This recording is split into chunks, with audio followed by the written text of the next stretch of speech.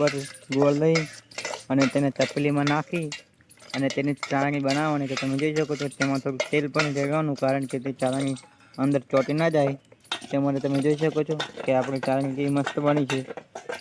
તો તમે જોઈ લો. આપણે પછી મિત્રો આપણે ચાળણી કમ્પ્લીટ થઈ જાય ત્યારે તેની અંદર નાખવાના મગફળીના દાણા અને તેને 10-20 સેકન્ડ આવી રીતના હલાવી દેવાના અંદરની અંદર. તો તમે જોઈ શકો છો.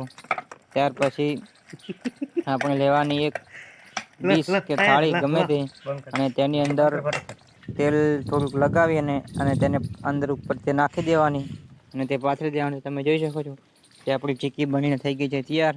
કેટલી મસ્ત બની છે. તો તમે જોઈ લો કે આવી રીતના ચીક્કી બનાવાય. અને તમે પણ મિત્રો ઘરે બનાવી શકો છો, યુટ્યુબ અથવા કોઈના મદદથી આવડતી હોય તો.